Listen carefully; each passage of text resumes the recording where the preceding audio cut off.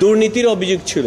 আমরাও এখানে বলছি এইখানে প্রতারণামূলকভাবে আমাদের জাতির উপর এই চুক্তিটাকে চাপিয়ে দেওয়া হয়েছে, যেটার খেসারত আমাদের 18 কোটি মানুষকেই দিতে হবে। কারণ আদানি গ্রুপ থেকে আমরা 15 টাকা বা 14 টাকা পার ইউনিট হিসেবে বিদ্যুৎ ক্রয় করছি বলে পত্রপত্রিকায় এসেছে, ওয়ারাজ ইন্ডিয়ার অন্যান্য গ্রুপ থেকে বা রাষ্ট্রীয় প্রতিষ্ঠান থেকে আমরা 6 টাকা কিংবা 60 টাকা ধরে, নেপাল থেকে আমরা 8 টাকা ধরে বিদ্যুৎ কিনছি।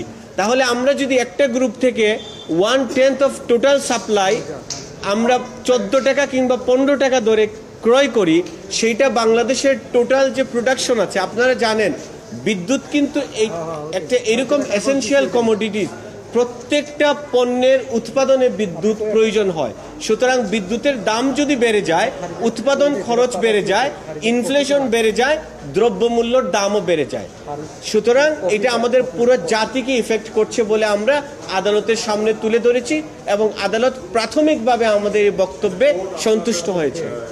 আমরা বলেছি আমরা পাবলিক স্পিরিটেড পারসনস হিসেবে এই রিট পিটিশনটা দায়ের করেছি। এখানে আমাদের কোনো ব্যক্তিগত স্বার্থ নাই। আমরা এসেছি যেহেতু পুরা স্বার্থ এবং রাষ্ট্রের স্বার্থ জড়িত, সুতরাং এইটা আমরা আদালতের সামনে রাষ্ট্রীয় স্বার্থে, দেশের স্বার্থে আমরা নিয়ে এসেছি। আদালত এই মন্তব্য করেছেন, আমরা যারা দেশের স্বার্থে এই রিট পিটিশনটা দায়ের করেছি, অন্যায্য এবং অসম চুক্তিটা বাতিল চেয়ে বা সংশোধন চেয়ে আদালত বলেছেন যে আপনাদেরকে আমরা ধন্যবাদ জানাচ্ছি, দেশের স্বার্থে আপনারা এই কাজটা করেছেন। দেশ হলো সবার আগে, দেশ থাকলে আমরা সবাই আছি, সুতরাং দেশের স্বার্থটা সবার আগে দেখতে হবে। এবং আদালত এও বলেছেন আমরা প্রতিবেশীর স্বার্থে সমতা এবং ন্যায্যতার ভিত্তিতে সুষম এবং ভালো সম্পর্ক চাই। বাংলাদেশের বিপিডিবি অফিসিয়ালসদের কোচ করে ইউএনবি রিপোর্ট করেছে, সেখানের মধ্যে তারা স্ট্যাটিস্টিক দিয়েছে বাংলাদেশ অ্যারাউন্ড $30 বিলিয়ন সেভ করবে যদি এই চুক্তিটাকে রিভিউ করা হয় কিংবা এই চুক্তি থেকে বের হয়ে আসা হয়।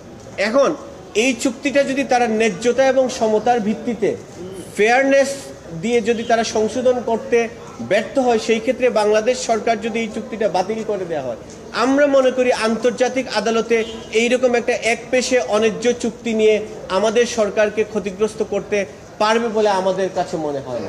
যে ইতিমধ্যেই ইন্ডিয়ান মিডিয়াতে এসছে, এটা আমাদের কোনো বক্তব্য না, আমি আবারও ক্লিয়ার করছি, ইন্ডিয়ার মিডিয়াতে আসছে এবং হাইডেলবার্গ রিপোর্ট নিয়েও আন্তর্জাতিক মিডিয়ায় এসছে যে শেয়ার বাজারের প্রাইস ম্যানিপুলেশনের ক্ষেত্রে আদানি গ্রুপের একটা ভূমিকা ইতিমধ্যেই মিডিয়ায় এসছে এবং ইন্ডিয়ার অন্যান্য রাষ্ট্রীয় প্রতিষ্ঠানের কাছে আদানি গ্রুপ বিদ্যুৎ যখন সাপ্লাই করে, সেইখানে আপনার কয়লার মূল্য নির্ধারণে আদানি গ্রুপের বিরুদ্ধে বিশাল অভিযোগ আছে।